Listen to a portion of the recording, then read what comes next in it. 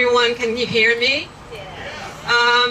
I wasn't planning on speaking. Well, I wasn't on the schedule to speak today. There's no schedule. It's a town hall. But I'm here. I try to attend these town halls as much as possible. And I felt that I had to say something. Thank you for asking me to speak, Lynn. I'm also a wowser. So.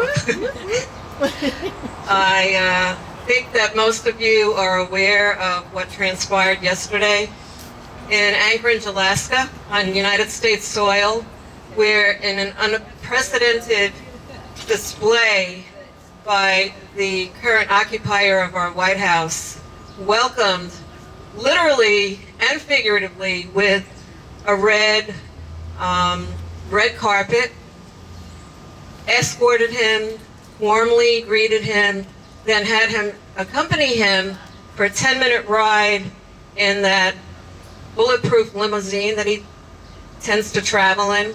So what was said during those 10 minutes is anyone's guess, because the only other people in that car were two drivers. But Putin was all smiles from ear to ear, or Putler, as many of us call him. And what's really disgraceful is the fact that nowhere that we can recollect has a war criminal who happens to be a mass murderer was welcomed by the United States president onto U.S. soil. And why there? Why not anywhere else? There are so many questions that people have, but you may also know that at the end of their talks, where there was a pseudo press conference, and I say pseudo because press conferences normally allowed journalists to ask questions. That was not allowed. So Putin spoke at length first before the occupant of our White House. And what basically he said was that he would like to see an end to everything, whatever that means, because there were no solutions that were offered or publicly displayed and mentioned or agreed upon that people were made aware of.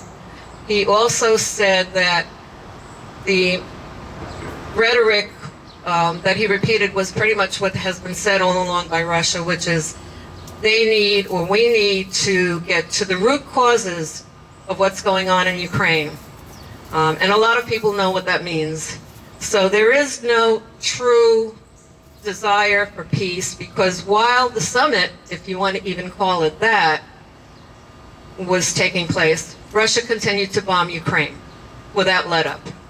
And the most recent bombings over the last few months have included hundreds of drones, so that the total number of drones has surpassed the number of missiles that they've been using ever since Trump came into office.